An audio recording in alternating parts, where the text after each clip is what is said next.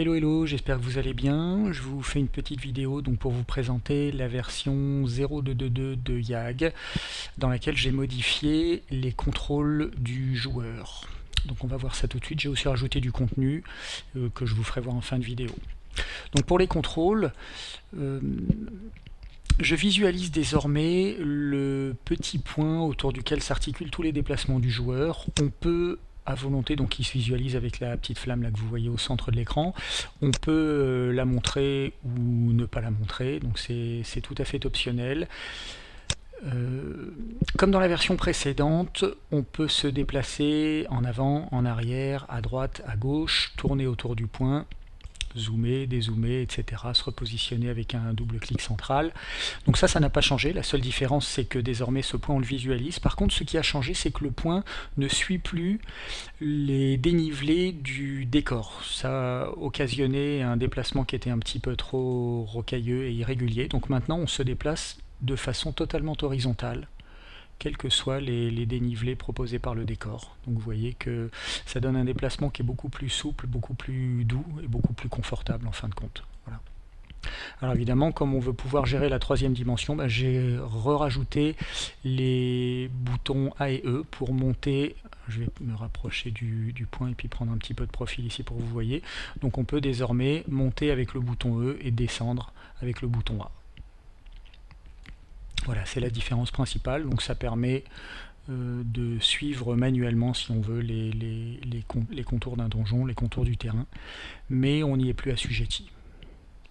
Voilà, donc en somme, on déplace ce point-là avec exactement comme on se déplace habituellement dans des jeux en 3D, hein, donc avec les boutons WASD, donc en français c'est QZSD, voilà, et puis A et E pour monter et descendre. Et par-dessus ça, on tourne autour de ce point, donc avec la souris, on zoome, on dézoome, comme d'habitude. Voilà. La deuxième chose qui a changé dans cette nouvelle version, c'est la façon dont le plateau se présente aux joueurs. Avant, il apparaissait en fonction de la position du sol, et désormais je règle tout relativement à la position de cette petite flamme ici, qui représente la position du joueur. Donc maintenant, si j'appelle mon plateau, vous voyez qu'il apparaît toujours en hauteur par rapport à la position de la flamme. La rotation du joueur est également prise en compte, c'est-à-dire que si je le vire et que j'ai tourné sur moi-même, il réapparaît toujours identiquement relativement à la position de cette petite flamme-là.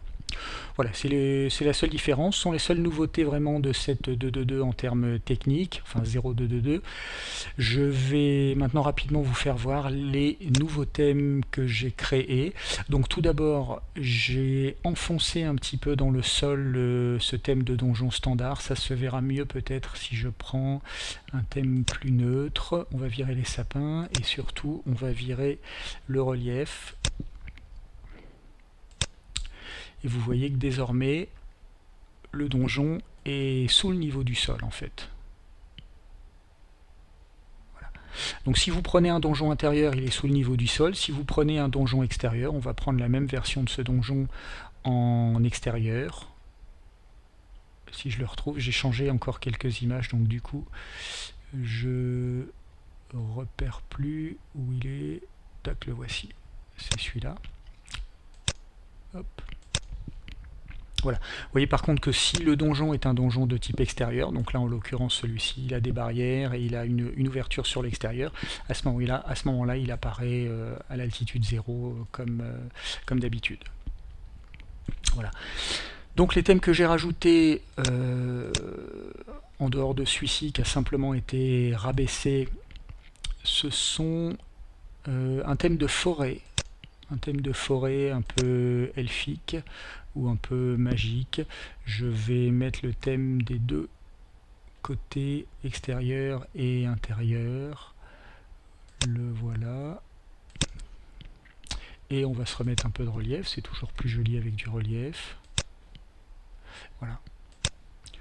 Donc c'est un thème, vous voyez, avec des arbres un peu colorés, avec des champignons géants, avec des espèces de constructions au niveau des portes, avec des escaliers. Donc c'est à moitié aménagé. Voilà, ça se veut représenter une forêt un peu magique. On verra si ça fait le boulot à l'usage. J'ai également rajouté, alors celui-là n'a pas bougé, celui-là n'a pas bougé, tac tac tac, j'ai rajouté un thème que je voulais être un canyon, c'est pour ça que j'avais intériorisé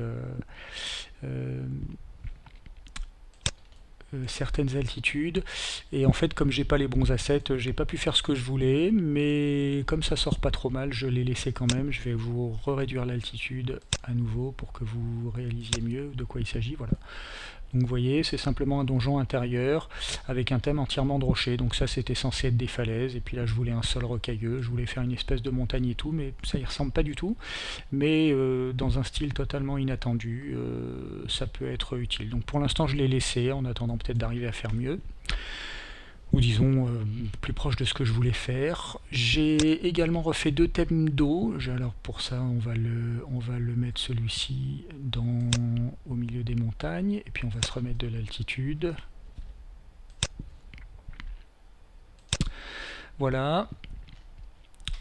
Donc vous voyez, on a une eau transparente ici, sous laquelle on peut aller, avec des petites cascades. Donc ça peut faire office de plein de choses, ça peut faire office de rivière, ça peut faire office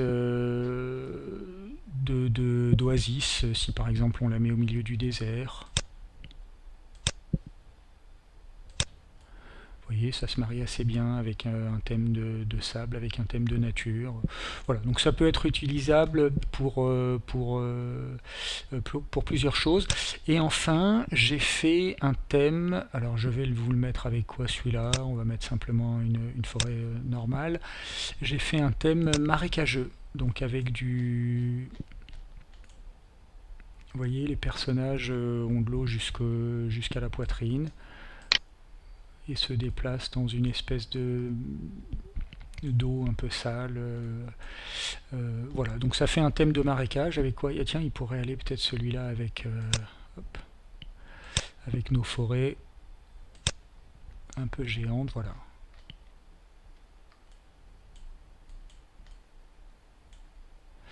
Donc si on veut démarrer, ça peut tout à fait faire le boulot. Voilà, ben, c'est tout ce que j'avais à vous montrer, et j'espère que ça vous a plu. Et donc on joue à ça en principe mardi soir. Merci et bisous à tous, ciao.